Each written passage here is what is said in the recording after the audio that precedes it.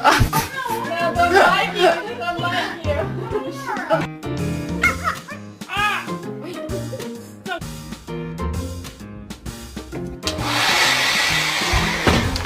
Well, the other one's the son of James McIntyre. Gordon? Gordon Marco? Bravo.